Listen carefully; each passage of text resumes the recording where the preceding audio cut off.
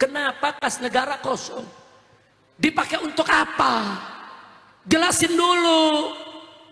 Marah Sultan berdiri dari kursinya. Kurang ajar, kau punya maksud tidak baik. Hei Abu Zakaria, apa kata Imam Nawawi? Imam Nawawi kiai dibentak oleh pejabat, ya berdiri juga sudah. Imam Nawawi berdiri. Hei Sultan, jangan kau pikir aku tidak tahu. Kas negara kita kemarin masih banyak dipenuhi dengan emas, perak, dinar, dirham, permata, mutiara, segala macam kita punya. Kenapa sekarang kosong?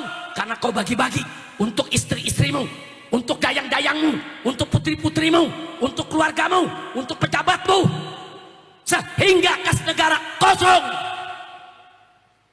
Marah Sultan, saudara. Imam Nawawi katakan, wallahi, demi Allah, kau kembalikan dulu semua itu ke kas negara, ke Baitul Muslimin. Kembalikan. Kalau semua sudah dikembalikan, masih kurang, baru boleh kau ambil pajak dari rakyat. Tapi kalau tidak kau kembalikan, kas negara seenaknya digunakan. Kalau zaman sekarang dikorupsi, saudara, maka demi Allah haram kau ambil pajak dari rakyat walaupun 1 dirham. Takbir.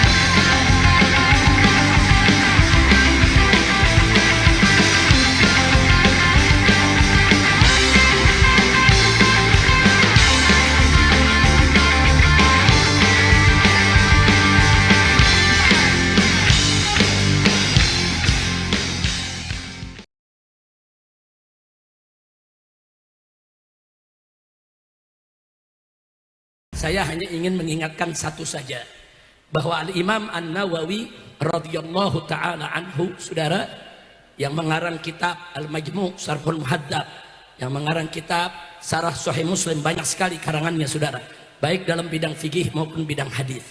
Beliau di zamannya pernah ditanya oleh Sultan, saudara, tentang hukum pajak. Sultan mengambil pajak dari rakyat, saudara. Nah, apa hukumnya? Sultan sudah minta fatwa ulama satu negeri, semua ulama setuju dengan alasan karena kebutuhan negara sedang tinggi untuk membiayai pembangunan, untuk membiayai tentara Islam di perbatasan. Yang kedua, kas negara kosong, saudara, maka terpaksa harus mengambil pajak dari rakyat. Nah, setelah ulama semua setuju, Sultan bertanya kepada para ulama, adakah ulama lain yang perlu aku minta persetujuannya? Para ulama di kota Damaskus saat itu sepakat, ada satu yang Sultan mesti undang. Siapa dia? Nawawi. Nah, kata Sultan, apa perlu kita panggil dia? Maka para ulama mengatakan, Tuan Sultan, ulama ini berbeda dengan yang lain. Dia punya magam di tengah umat. Jadi walaupun kami sudah setuju, kalau besok ulama satu ini nggak setuju, maka umat akan ikut dia, bukan ikut kita. Nah, oleh karena itu dipanggillah Imam Nawawi ke istana, saudara. Dijemput langsung oleh pasukan. Beliau tinggal di pinggiran kota Damaskus, namanya Desa Nawa, saudara. Beliau dipanggil, hadir, duduk di depan Sultan. Setelah duduk di depan Sultan, Sultan menyampaikan, ya Abu Zakaria, ini semua ulama yang hadir di tempat ini udah setuju aku ngambil pajak dari rakyat. Nah, cuman kita membutuhkan persetujuan Anda. Akhirnya Imam Nawawi mengatakan, baik Tuan Sultan, aku akan setuju, tapi ada 3 pertanyaan dulu yang aku ingin ajukan. Kalau kau jawab dengan baik, aku setuju untuk kau ambil pajak dari rakyat. Yang pertama, untuk apa kau ambil pajak dari rakyat? Sultan menjawab, untuk pembangunan, untuk gaji para pegawai, para pejabat, untuk membiayai tentara itu di perbatasan agar negeri kita tidak diserang oleh tentara musuh dan seterusnya. Kata Imam Nawawi, ahsan, bagus kau punya jawaban. Sekarang yang kedua. Yang kedua kan kita punya kas negara. Kenapa harus ambil dari pajak? Kenapa nggak ambil dari kas negara saja? Baitul Mal. Dijawab oleh Sultan. Baitul Mal kosong. Kalau Baitul Mal ada isinya, aku nggak ambil pajak. Ini Baitul Malnya kosong. Nggak ada lagi kita punya dana. Kata Imam Nawawi, ahsantah. Bagus kau punya jawab. Nah sekarang yang terakhir. Yang terakhir, kenapa kas negara kosong? Sultan tersinggung. Kata Sultan, mada taksud bikalami? Kau punya maksud apa, hei Aba Zakaria? Enggak, kata Imam Nawawi, enggak, jelaskan dulu. Kenapa kas negara kosong? Dipakai untuk apa? Jelasin dulu. Marah Sultan berdiri dari kursinya. Kurang ajar, kau punya maksud tidak baik. Hei Abu Zakaria. Apa kata Imam Nawawi? Imam Nawawi kiai dibentak oleh pejabat. Ya berdiri juga sudah. Imam Nawawi berdiri. Hei Sultan, jangan kau pikir aku tidak tahu. Kas negara kita kemarin masih banyak dipenuhi dengan emas, perak, dinar, dirham, permata, mutiara, segala macam kita punya. Kenapa sekarang kosong?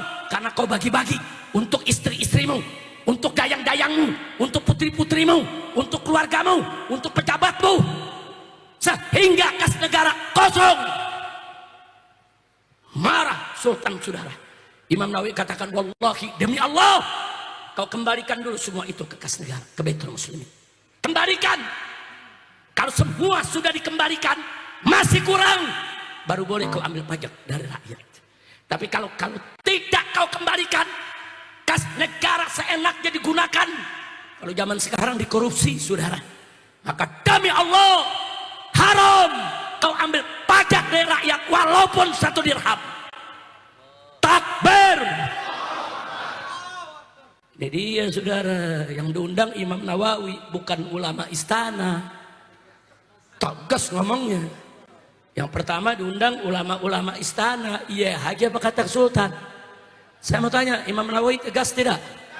Ini mujtahid madhab Imam Syafi'i ini, saudara. Enggak sembarangan, saudara. Madhab Imam Syafi'i ini madhab yang said di bumi Indonesia. Saya tanya, bangga tidak dengan Imam Nawawi? Bangga tidak? Nah itu yang saya mau katakan sekarang kepada pemerintah, saudara.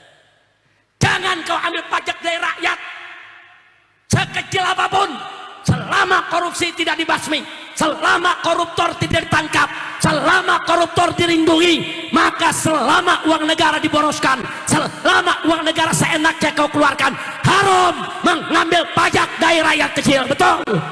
Takbir. Takbir. Sallu ala Nabi. Maling ayam penjara setahun. Nenek-nenek di Jawa Timur nyolong kayu sebatang, 3 batang, penjara setahun. Petani di Jawa Tengah mencuri semangka 1 butir, 1 tahun penjara.